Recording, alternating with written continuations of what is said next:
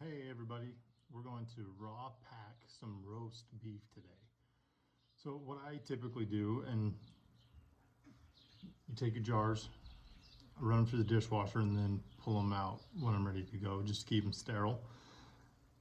But how I end up doing this is I take about a half of an onion, just a normal sized onion, and cut it up into pieces, and I'll put that in the bottom of the jar, and then I'll put carrots, about a cup of carrots on top of those onions. And I only do that just for the flavor. I think it tastes really well. But then you'll take your meat, and I have a couple pieces left out that cut up about size like that, and you'll put them in your jars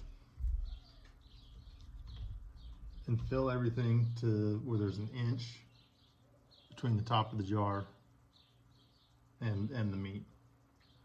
So I go to there, and then what I will typically do is put in about a tablespoon. These are quart jars, so I just eyeball it because why not? Put in some salt, and then I do get Montreal steak seasoning put in there. Helps add a lot of good flavor. And I guess the more season you put, the more flavor you're gonna get. I don't know, it's probably about a tablespoon as well. And then what you want to do is take a cloth, and I use vinegar. Just get the edge of the cloth wet and then run it around the rim and clean off all of that. Make sure there's no cracks or chips in it. And then you'll put your lids on. And then you put your lids on, and then the rings, and you turn the rings on to finger tight. Don't crank it tight, just get it on there and it's finger tight. And then the other thing that I do is we have an old National pressure cooker. And this one, for our area, we need to have it at 15 pounds of pressure for meat. 15 pounds of pressure for 90 minutes. But when you get going, here's our vent. Before you even get started, you'll need to I put about 2 inches of water in the bottom of ours. And then you need to make sure that vent pipe, you can see daylight through it. Or you put it up to your mouth and blow through it and make sure it's clear. But when you get your jars in and get this going, that needs to steam for 10 minutes. And then once your 10 minutes are done, close that down, and then wait until your pressure gets up to 15. Then you start your timer for 90 minutes. And you got to keep it at 15 for that 90 minutes. And then when that's done, once your timer goes off, shut the heat off and let it back down the pressure on its own, and wait until that gets to 0 before you undo anything, because this is under pressure, so the lid will blow off if you try to take it off. Yeah, I'll do a little bit after I get done and show you what it looks like. So, and another thing to remember on these older pressure cookers, there's not a rubber gasket between the lid and the cooker. So you'll want to take a little bit of vegetable oil and run it around the lid, so it'll slide in there better and it won't stick when you go to take it off.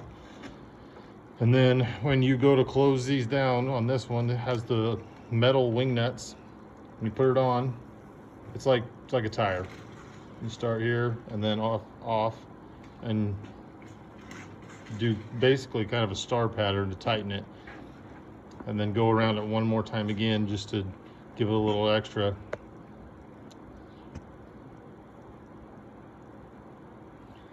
And then I'm gonna get this started. Oh, and I have my vent pipe. I looked through it earlier, make sure I could see from the inside out.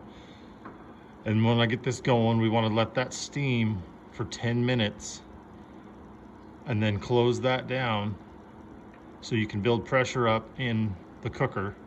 And then we want for our area, we want to get to 15 pounds of pressure for 90 minutes for roast beef.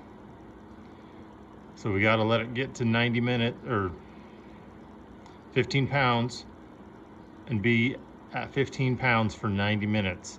If it drops below that, you got to start your time over again. So keep an eye on it. And these older ones, and it all depends on what pressure cooker you have, because I know there's a lot of the newer ones, it's a weighted gauge. But if you have that, you'll have to look it up online and see what instructions they have for those. This is the only kind I've ever used. So just make sure you're careful and you try to look into the instructions for your specific model of pressure cooker. All right, and when I get done, I will make another short little video of showing you what it looks like when we're done. Also remember, on these, there's arrows on the lid and the cooker. You want to line those arrows up. All right, so we're running just over 15 pounds of pressure. So just turn your heat. I'm going to turn my heat down. I'm doing this on an outside Camp Chef propane stove. So to get it going, I had it medium high right in there. Now I'm going to turn it down to medium low and just keep tweaking it just to keep it at 15 pounds for the 90 minutes. Okay, we are done. Their 90 minutes are up. So we're gonna already put a towel down on the table. You always want to put a towel or a cloth down before you set your jars on them.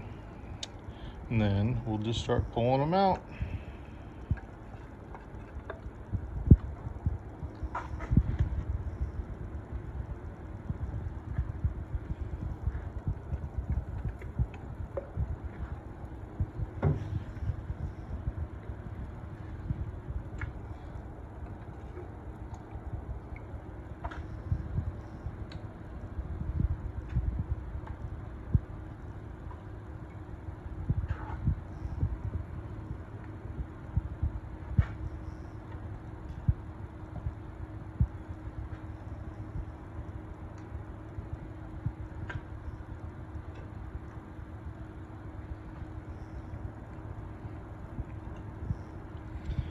All right, we've got them pulled out.